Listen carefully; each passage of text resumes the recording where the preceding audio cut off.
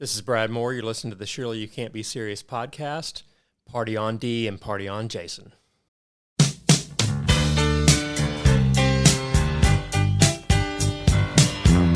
Hello, everybody, and welcome back to the Surely You Can't Be Serious podcast. Jason and I are here at this beautiful colony spa resort, and there's an old man trying to throw himself into a fire and a young woman with a lot of cleavage who's given me the wolf eye, if you know what I mean. That's right. That's right. Just don't call me a meatloaf, okay? All right, everybody, we are back with part 2 of the Howling versus American Werewolf in London. 40 years old this year.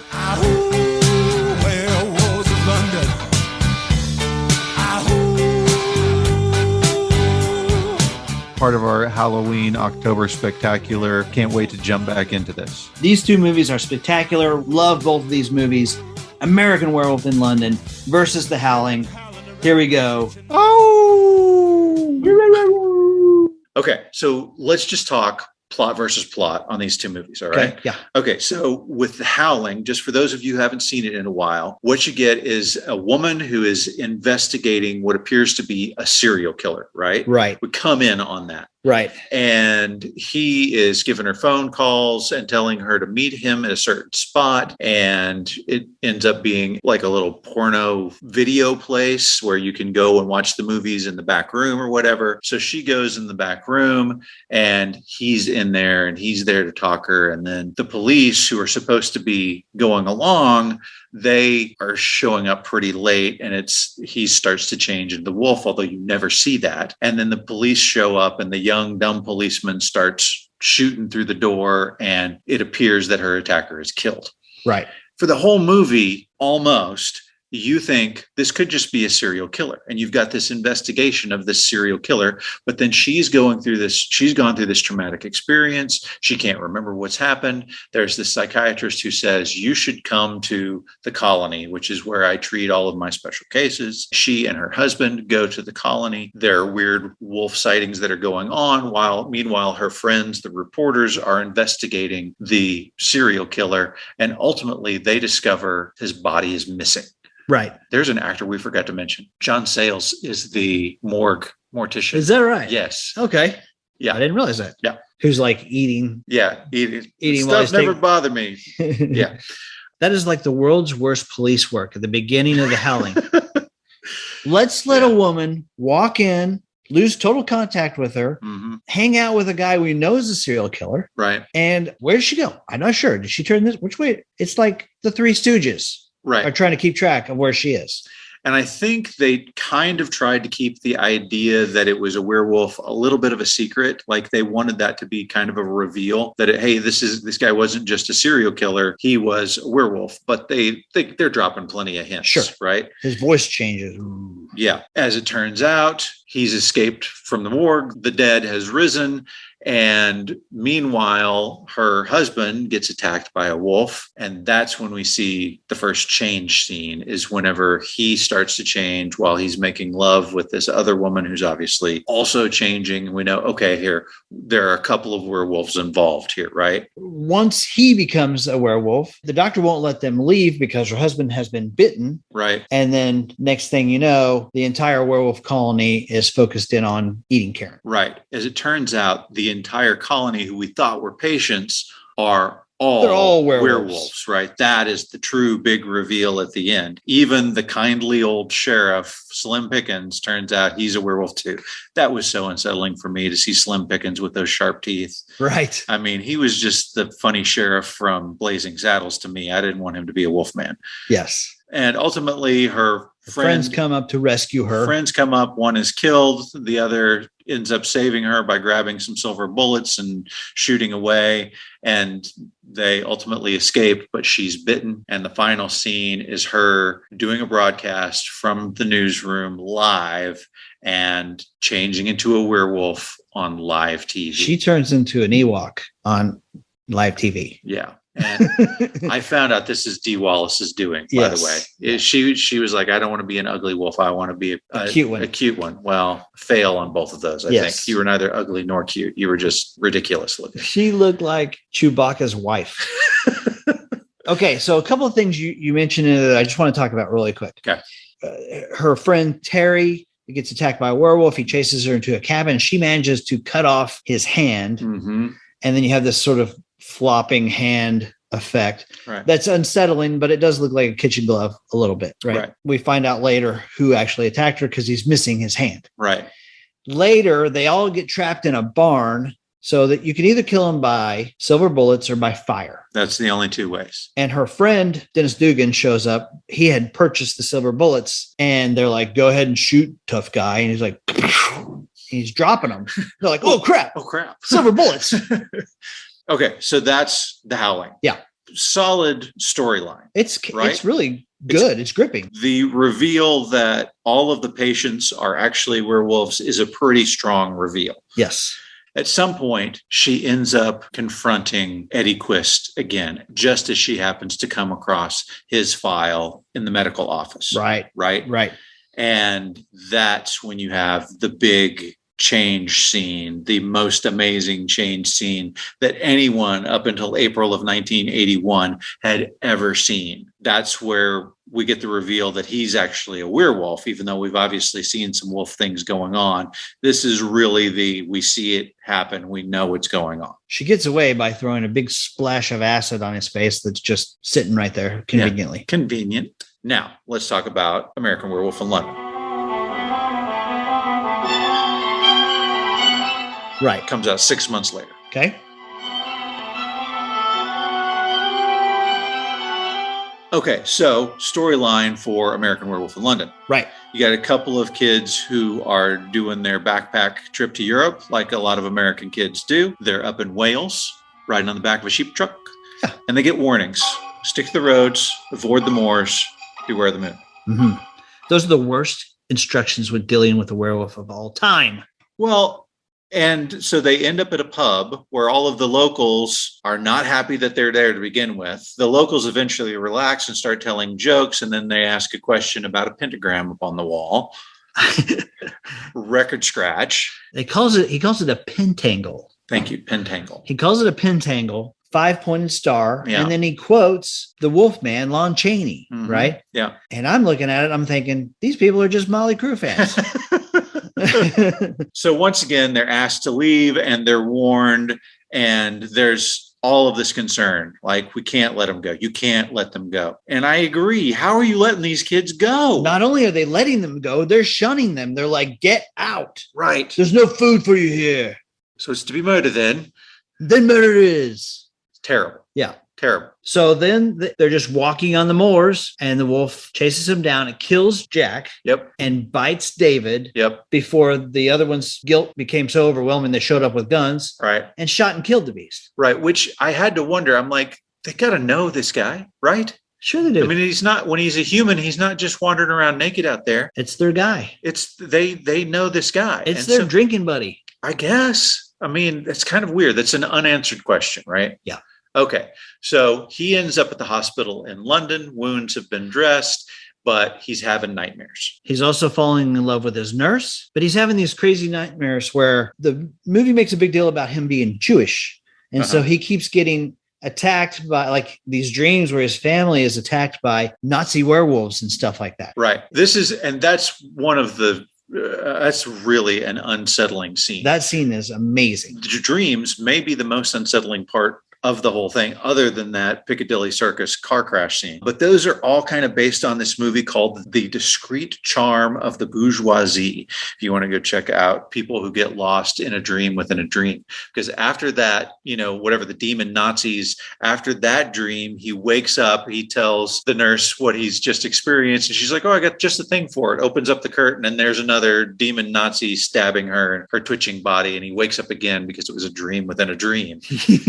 And that part, when he wakes up that second time, is really funny. After that dream, his dead friend Jack comes back and visits him. Yeah. And he's all torn up and bloody. And he's got this little dangling piece of skin on his neck. And he's like, guess what, David? Bad news. You're a werewolf. You need to go ahead and kill yourself because I can't move on until you die because I died an unnatural death. And so it's important that he's having these dreams because he's then questioning, is this really happening or am I just having another of these very realistic dreams? Right. Am I just running through the woods naked and biting the head off of a deer? Yes. So ultimately he's released from the hospital. The nurse has kind of fallen for him. So she takes him home, but it's been at this point about 4 weeks. It's time for the full moon to rise again. Right. And so she leaves him at home the next day after a interesting shower scene. And he spends the whole day bored and saying, I'm not hungry. Right. Until suddenly he's reading a book. Tip in my hand here. Yeah. That scene took the Howling scene and stomped on it like it was a baby. You're spiking the football on that one. It stomped on it like it was an ant. Okay. Like a baby's a pretty bad thing to say that. Well, yeah, I totally agree. I mean, that scene in American Werewolf in London, Rick Baker made a huge difference, and that scene destroys the Howling. Yeah. And so we'll finish the plot and let's just talk about those two scenes.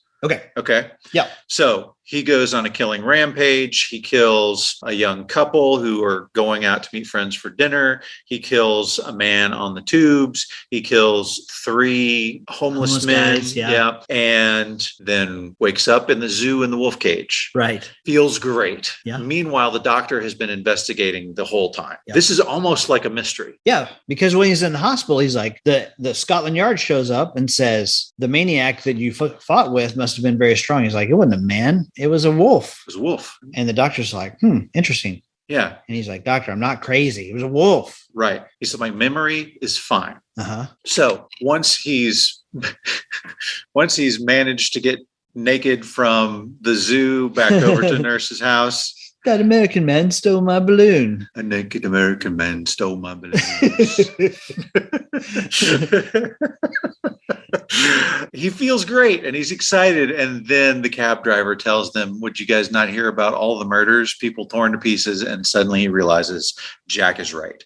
And he tries to get himself arrested without success. Then he tells Alex that he loves her and runs away so that he won't hurt her. He gives his family a I love you goodbye phone call, but he can't bring himself to kill himself. Right. Goes to the movie theater, sees Jack, sees his other murder victims, realizes that he's got to do it, but it's too late. The moon comes up again. He turns into the wolf again.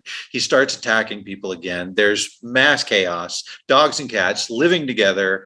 Huge scene, and all of the police are called out with their guns.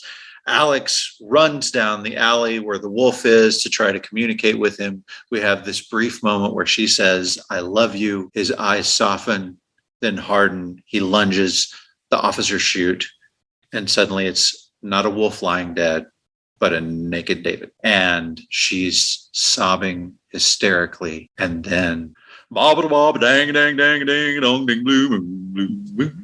Yep. And that was one of Roger Ebert's big problems with this movie is it abruptly ends. And man, it abruptly ends. But I think it's really cool. All right. So first, let's talk change scene. Okay. If you watch The Howling first, you're blown away, right? Yeah. It's amazing. It is not the time-lapse photos that you've seen in all of the other Wolfman movies. This is a guy whose flesh inflates. You see the hair growing on him. You see his fingers growing. You see his nails growing. Rob Bottin did a fantastic job. Yes. But it's also the first time it's ever been done. Right. And so it's like Galaxian and Galaga. Yeah. You know, the first one, you're like, wow, this is great. Until you get Galaga and you're like, whoa. Yeah. So first problem, at some point, his head stops moving. The camera moves to give you the impression that the head is moving, but right. They didn't have a mechanism to make the head move and the change occur as the snout is growing. The eyes aren't quite right. That's the problem for me. Yeah. Right. It's the eyes. Yeah. And the bubbling flesh is... It's weird. It's unsettling. Right. It looks freaky. Yeah. But it's still an incredible change scene. Yeah. Right. But it's almost as if he's enjoying. I'm glad that, you know, whatever Rick contributed to this that might have come from John Landis's original idea 10 years before, he didn't contribute that this was painful. Right. The guy goes through it and Dee Wallace just has to stand there and look at it. Right. Which is also weird, but I've seen people frozen in fear before and Maybe that's what's going on. One of the main things that you haven't mentioned yet that I want to point out in the Howling, they're bipedal, right? They're on 2 feet. They're standing. They're like a 7 foot tall standing werewolf. And in American Werewolf in London, they're on all fours. It's more like a bear. Right. I know John Landis and Rick Baker had this back and forth on what would be better, what would be scarier. And up to that point, like the Wolfman and all this stuff, they're all bipeds. They're all bipeds. I love the bear. You like the Hound of Hell. The Hound of Hell. Yeah. Yes. So it's interesting. In the Howling, they had made the movie without showing the full body wolf. Like you saw his head and you would see his hands and you saw the change, but it was all pieces. You didn't see that standing up full body wolf, but they ran out of money. Right. And so they went and they said, look at this. If you give us just a few more dollars, we can do the full-fledged wolf. And so the full-fledged wolf is the one you see where Terry is being attacked. And she had to go back, weeks after they had shot the original and do it. And she's like, my hair's a lot longer now. Right. And they're like, nobody's going to know. Who cares? They're going to know. How are they going to know? They're going to know. They didn't know. I had no idea until she said it. I was like, oh, her hair is longer. Holy crap. So it was only after they had done the puppet wolves, the head in the frame, those scenes that they got approval to do that full wolf standing up. Wow. Yeah. Okay. I didn't know that. That's cool. Yeah. Okay. So the change scene for American Werewolf in London, as we've talked about before, David is sitting there reading the book and all of a sudden it's like, boom, it hits him. He's got a splitting headache, like incredibly painful. He comes out of nowhere and he's yelling and screaming in total pain. And that was something that John Landis created. You're not going to sit in a chair and just change. It's going to hurt. And so he's screaming and changing. He's watching in fear as his hands stretch and his body grows hair, which Rick Baker talks about how he was so inventive that he's like, you know what? If we just put hair, poke it through the skin and pull it through, backwards. We pull it backwards. If we reverse it, it'll look like the hair's growing. Brilliant. Oh, it looks great. And so they did a scene where David Naughton is cut out through the floor. And so you have this weird body attached with his head and his hands and his arms. Transformation scene is incredible. So that scene where you see him lying on the floor and he's got kind of the mane, but it's still his regular face at this point. Yeah. And he stares right in the camera, right? He looks right in the camera and his eyes are red. Mm-hmm. No effect. The eyes were just red because he had been filming all day long and was completely exhausted. That's good. I don't know if we've even mentioned this yet, but as he's fighting and growing and turning into a werewolf and his face is stretching, all that stuff, and you see kind of the side of the beast, right? But you don't get a full-on look at it. You really don't get a full look at it. You see him in the tubes. Mm-hmm. And just for a second. Just for a second. And that scene is so scary. I want to talk about that. But before we get there, the howl, the sound that the wolf makes in An American Werewolf in London, it's among the most scariest things I've ever heard. It's perfect. It is absolutely perfect. Oh, man. In that beginning scene when he's chasing around the moors and you can't see him, but you can hear him. So we're watching these movies, right? Yeah. And I've been running. Yeah. And I go early in the morning to run. So it's still dark outside. Yes. And done, 100 miles and not been worried about it until we start doing these movies. I swear I'm running along and all of a sudden I hear in the bushes in the countryside, I'm like, and my pace was really good for that particular run. You're like, what is that? Hound of the Baskervilles? Yeah. Pecos Bill? Uh-huh. So the change scene in the Howling, the head moves the whole time. Like there's no point in the change that I can look and I can go, okay, now we are just looking at animatronics. We're not looking at a human being actor anymore. As his face expands, I'm like, how do they do that? Right. It's not he's writhing around as if the pain is incredibly intense as the mouth is extending. It's incredible. It's incredible. Yep. So then we never see him. Like you said, we never see him as the wolf until we get to the tube scene later that night. Yes. And it's great because you've got this very tall, gaunt guy get off of the tube, get off of the subway. And he's got this moment where he kind of looks around like, oh, I'm the only one here. I'm a man. I'm not going to be scared of this. So you get the subtext to going through. And then he hears that noise, right? And he's like trying to talk. He's like, this isn't funny. We're calling the authorities. Right. And then he sees it, but we don't. Right. And he takes off running. You can tell he's like, and I'm not sure. I think it's like a fisheye effect as you are the wolf. right. You are in the position of the wolf running down the tube, chasing this guy down the hallways. As it goes by, it's just so terrifying. There's not one single person there at this time of day or night. Right. Apparently not. It's weird. And so he ends up collapsing on the escalator. And you've got a very, very long moment as he's just laying there, apparently incapacitated on the escalator. I'd be crawling my butt up the stairs as fast as I could. And then you're looking at it from the top of the escalator. Right. And you just see the wolf just slowly, like it's not a run in and attack. It's a, I know I gotcha, step. And that's the moment we see the wolf as the wolf for the first time. From a long ways away. Right. And Rick Baker said he knew that that was going to be a quick cutaway moment. He knew that they weren't going to show much of the wolf. It's that Jaws mentality of brief clips are more scary, right? Right. And so he said, I didn't want to leave it up to the editor to pick the right moment. So I made the face as scary as I could for that shot.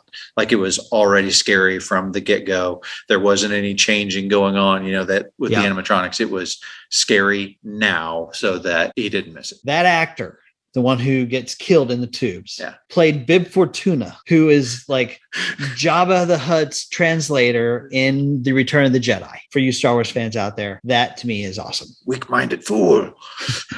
Jabba sleepy.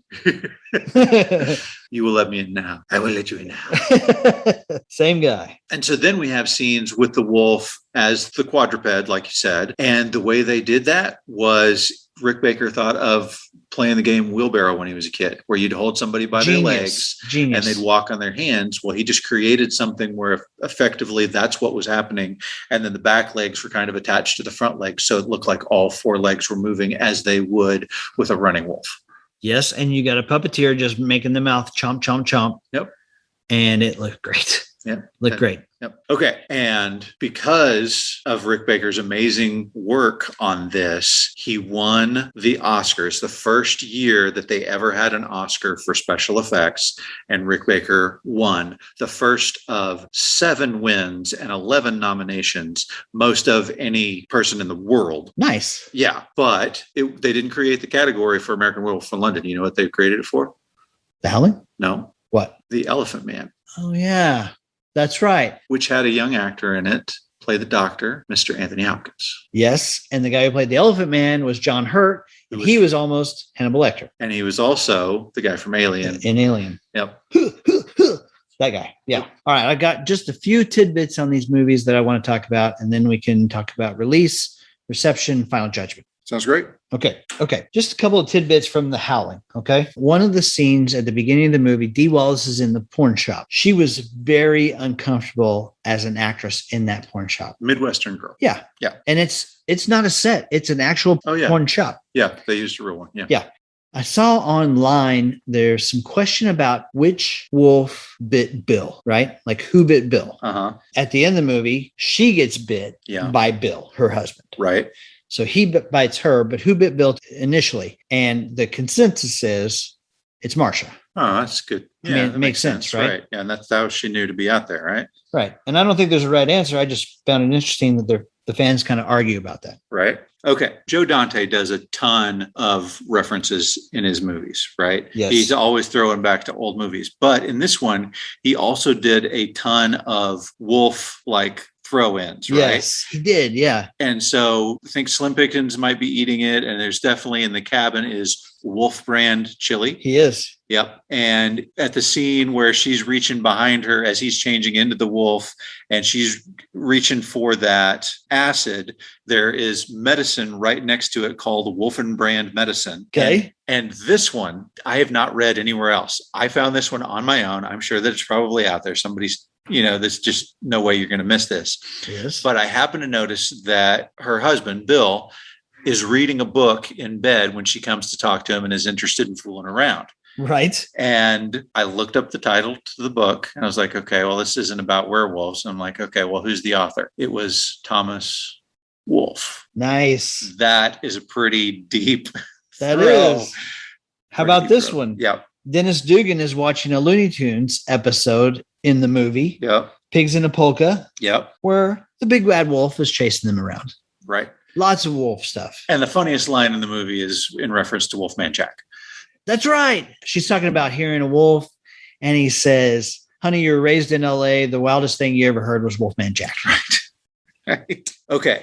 So Dick Miller is the one who owns the bookstore where they find out all the info about what's real about werewolves and what's not, right? Right. And as I mentioned before, he had been in a lot of Roger Corman movies. One of the biggest one was called A Bucket of Blood. His character's name in A Bucket of Blood, Walter Paisley, also his character's name in this one. In the bookstore, there's a mummified grandmother in an armchair in the attic of the house. It was the same one that they used in Texas Chainsaw Massacre, because the guy who did all of the set design for The Howling was the same guy who had done all the set design for a Texas Chainsaw Massacre. And if you go back and watch The Howling, thinking about Texas Chainsaw Massacre, it's all the same taxidermy, bones hanging, all the same kind of stuff. Wow. Yep. Texas Chainsaw Massacre based on serial killer Ed Gein. The characters of Norman Bates and Buffalo Bill were based on. Flashback to our last episode. Psycho, Silence of the Lambs. Yep. And Roger Corman is the guy waiting outside of the phone booth for her to get done with the phone call at the very beginning of the movie. Yes. All right, let's flip back over to An American Werewolf in London. I got a few mind-blowing tidbits for you over there. I'm ready.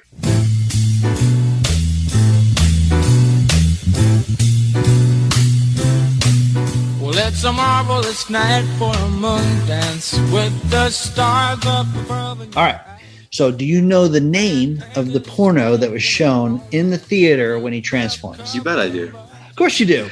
It's called See You Next Wednesday. See You Next Wednesday. Yeah. Now, if you've listened to our Coming to America and Trading Places episode, you understand that in all of his movies, somewhere it says See You Next Wednesday. It also shows up in the Thriller video. Yes. That is directed by John Landis. Yep. And the makeup is done by Rick Baker. Yep. So, kids, American Werewolf in London gave us Thriller.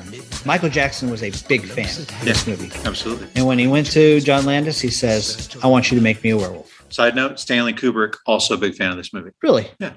Cool. Okay. The music in An American Werewolf in London. Every song that you hear has the word moon in the title in some way. Yep. He had picked almost all of these songs back in the early 70s when he had first written the script. So you've got Bobby Vinton singing Blue Moon during the opening credits. Right. When they have the lovemaking scene, that's Van Morrison's Moon Dance that's playing. Yes. Just before he changes, you get Creedence Clearwater Revival's Bad Moon Rising. And then Sam Cooke sings Blue Moon when he goes through that change scene. Originally, John Landis had wanted to get Elvis's version of that song, but the Colonel said, no way. So, all right, Sam Cooke it is. And then maybe one of the funniest endings to any scary movie is when the Marcel's doo-wop version of Blue Moon plays over the ending credits. Right. That's right. He also went really strong after Cat Stevens' Moon Shadow. Yes, I'm being followed by a moon shadow. Moon shadow, moon shadow. And Cat Stevens, who had converted to Islam, said, no, I don't like the subject matter of this movie. Also, I believe that there are actual werewolves. Gulp. Mind blown. Nice one. Thank you. All right. The score of the movie was actually composed by our old friend Elmer Bernstein, who we've talked about multiple times. Yep.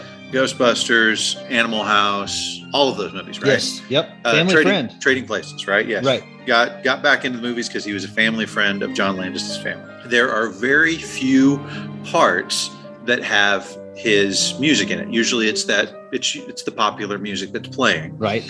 But all of the dream sequences have his music, and he composed a piece for the Metamorphosis change scene, but John Landis said, no, we're not going to do that. Well, Elmer Bernstein eventually released a 3-minute passage of it, and it was called Metamorphosis.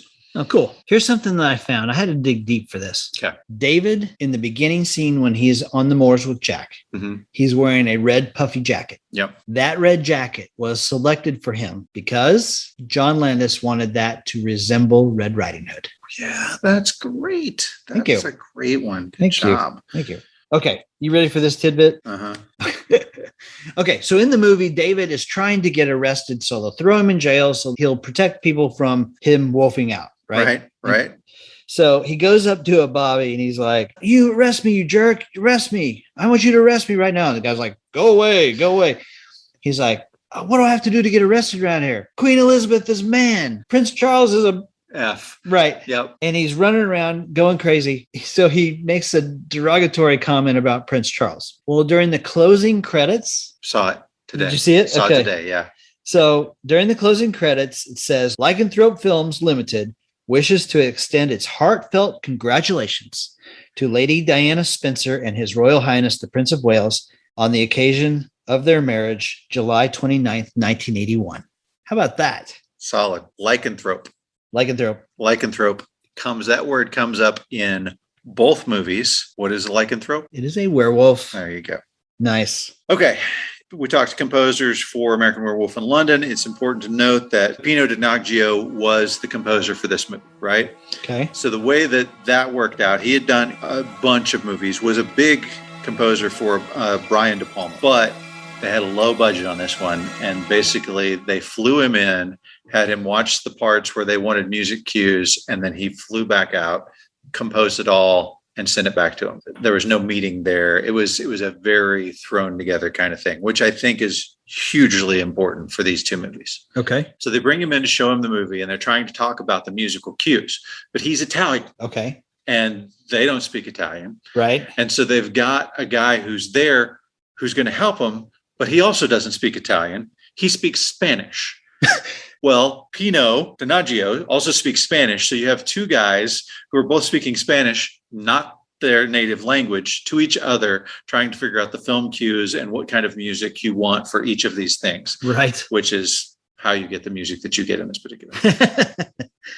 That's good. Okay, before we get to Final Judgment, D, I want to talk about one thing that we've kind of not covered yet. Okay. The movie posters for both of these movies are fantastic. Oh, yeah. Like some of the best ever. Yeah. So in American Werewolf in London, you have the two boys in the dark looking over their shoulder, looking at the moon. They're scared. It's dark. It's scary. There's no wolf.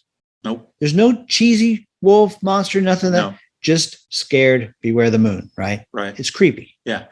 The Howling, it's one of those things. In the old days, the posters didn't necessarily have anything to do with the movie. Uh-huh. They just had to catch your eye at the video store. Yeah.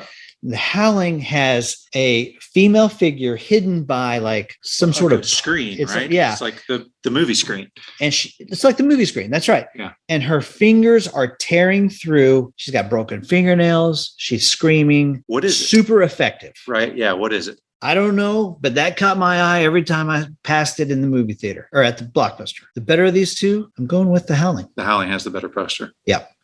So I was thinking about American Werewolf in London. And if you took out the wolf, where you see the wolf flash by at the very beginning, and you take out the change scene.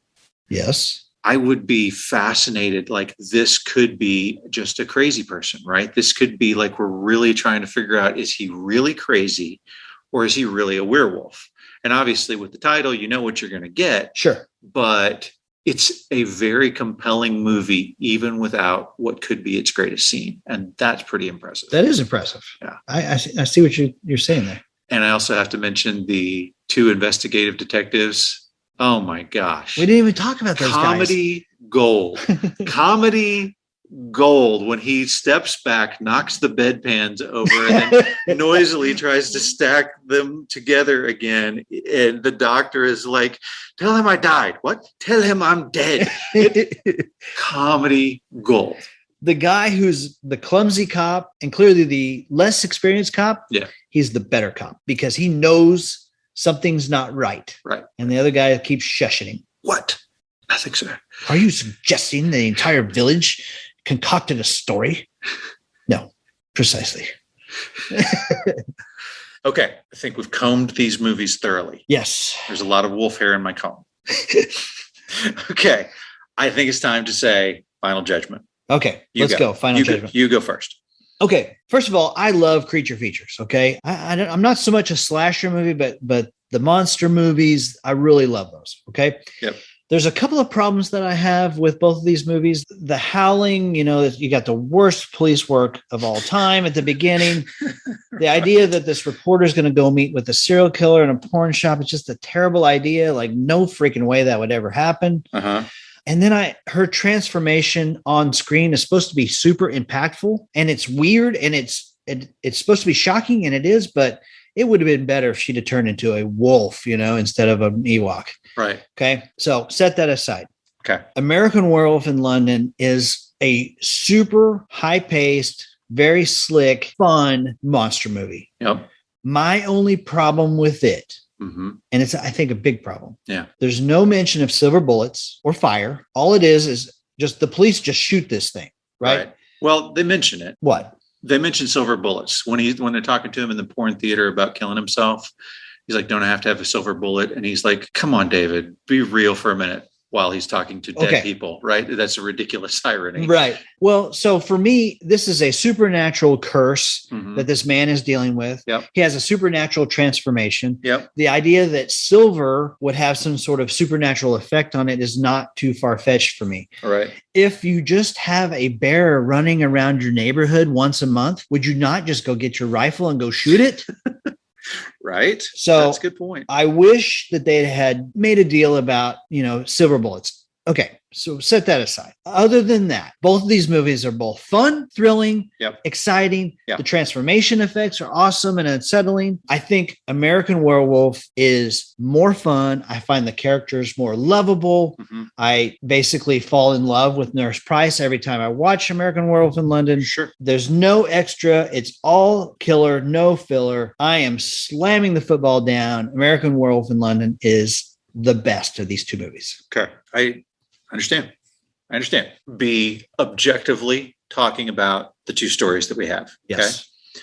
If you look at just story with American Werewolf in London, you have a guy who gets bitten by a wolf that's a werewolf, who then turns into a werewolf and then gets killed. Yes. And there's a love interest in that. Sure.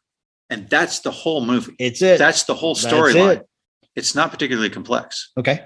The Howling, you have what appears to be a serial killer on the loose, who then attacks a woman who can't remember things, who then has to go to a colony of patients who, in all respects, appear to be there to try to help. She's talking to the psychiatrist to try to help. And investigation is going on about this weird serial killer and why nobody knows what's going on with him. And then suddenly at the end of the movie, after you've had some reveals about these people being wolfmen, you realize, oh my gosh, the entire colony that she's been at are all werewolves who are like forming this army to go out and be a part of the world. That's a much more compelling story. That story is awesome. But here's the problem. They had about $1 million to make that story. That's right. They had $10 million to make American Werewolf in London, which was not as interesting of a story. John Sayles did a pretty good job with that script. Yeah. But it wasn't as well told as the simpler story. It wasn't as funny. It wasn't as well acted. And you can see the production value that comes through. And then the final nail in the coffin for The Howling, even though in April it was the greatest change scene you'd ever seen in your life, come August, we had Rick Baker's change scene that he had been preparing for a decade. And it blew the doors off of The Howling. And so, sorry, The Howling, you are a fantastic movie for $1 million movie. One of the best. It's amazing that 40 years later, we're still talking about this movie. Yeah, that's right. But it can't compare to what John Landis gave us. And I think among the other things that I've already discussed, the key is it's funnier. And I don't know why the studios had such an issue, but when you have things as shocking as what's going on with the murders and the guns and the demons and the wolves and all of these things, you have to juxtapose that with laugh moments, right? It has to be funny at some points. And John Landis knew how to be funny. It was great. I have to agree with you. American Werewolf in London wins the day, but you've got to give kudos to The Howling for doing what it did with such a low budget. Awesome. Yeah. I totally agree.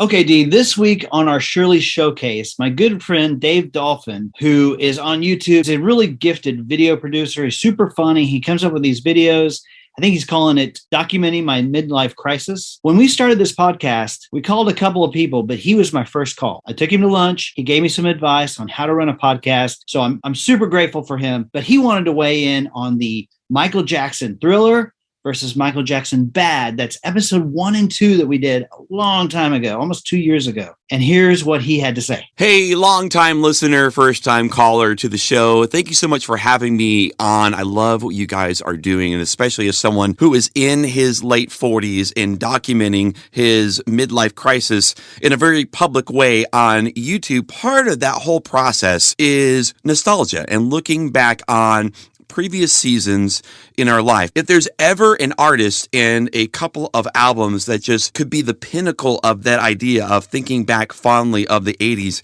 it's got to be Michael Jackson and the Thriller record and Bad. Like when Thriller came out, I was 8. And so I was just starting to experience pop music and understand what it was and enjoying it and starting to have opinions on what songs I liked versus other songs that I didn't like and listening to the radio and knowing the lyrics. And so as I'm experiencing all of this, I remember the guy coming to the house to install cable television. And now there's this thing called MTV that I can not only listen to these artists that I'm experiencing, but I can also see them and experience it in that way.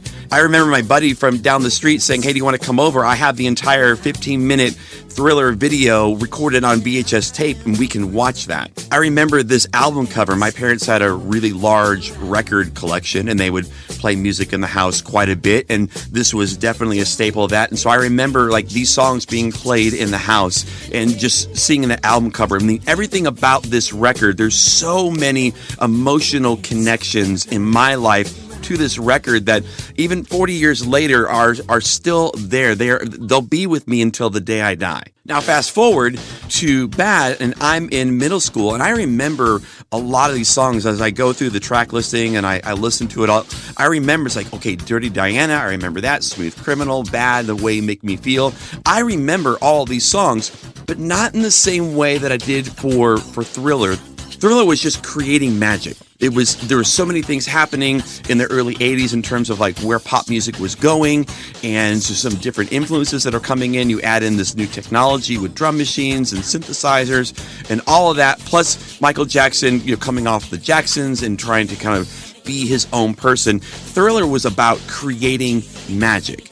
And then Bad was, as the career had just catapulted, Bad was about maintaining magic. And those are two separate things. In terms of, did Bad maintain the magic? Did it continue to push his career forward as a creative, as a performer, as a music icon? I think it did that. But you think about where he was pushing things forward. So the risks that he was taking as a creative, as a performer, had more to do, I think, with like music videos, and he was pushing that forward instead of it just being the band performing the song live. How can this be like a fully produced movie with a story and all of this, where my song is the soundtrack to this movie? He was also really trying to establish himself as like this sex symbol and just his place as a music icon in the industry. And I don't know if that necessarily landed the way that he wanted to. I mean, you can sing I'm bad, you know it, as many times as you want. I don't see you as bad. Like, you're not the bad guy. You're the groovy guy. Can you be the groovy guy? Can you be okay with just being the groovy guy? Let Billie Eilish be the bad guy. That's more believable. I don't think it landed, but I do applaud him for taking those risks. But when it comes to the album, I think the album was more of the foundation to maintain that magic so he could push these other things forward. I have teenagers, and so they keep me up to speed on like today's music and a lot of things that's happening in pop music today with Olivia Rodrigo and The Weeknd and Charlie Puth. I love where pop music is right now. But if we're in the car and we're listening to 80s on 8 and a song from Thriller comes on, if they hear Beat It or I Want to Be Starting Something or Billie Jean or Thriller, like they know these songs, they sing along. They weren't even around when it first came out, and they have these emotional ties to this record. I don't know if they could name one song off the Bad record. There's a difference between creating magic and maintaining magic, and it's no small feat to maintain the magic after a record like Thriller, but you just can't ignore the powerhouse that is Thriller. So I think if this is the battle between Michael Jackson's Thriller and Michael Jackson's Bad, I think that Thriller wins this one. You start to freeze, and so it looks you right between the eyes. You're very Yes, I feel vindicated. He's all right. You're all wrong, as usual. He's a music guy, and he votes Thriller for the same reasons that I vote Thriller. Although I will say this, my kids are probably more familiar with the songs off of Bad than they are off of Thriller, just because of my bad parenting. But he's still right. Well, that's interesting. Yeah, Dave was a radio DJ, so he knows music. He plays in bands. He's a very gifted musician. But we're not arguing which album had more cultural impact. Thriller wins the day on that. I'm just saying, song for song, the better album, Bad. You call me crazy? Yeah. Dave too. Dave, thank you very much, man. We really owe you a lot. Thanks for all your advice and your help and all that. And thanks for weighing in today. Another vote for Michael Jackson's Thriller album. Be sure and go check those episodes out. And if you haven't hit the subscribe button yet, if you haven't hit that follow button yet, be sure to do that so that you get all of our future episodes as well. Thank you all so much for joining us. We couldn't do it without you. Awesome. All right, Shirley fans, that's where we come down on American Werewolf in London versus The Howling. That's it, huh? Moon, blue moon. Dip, dip, dip, dip, moon, moon, moon, moon.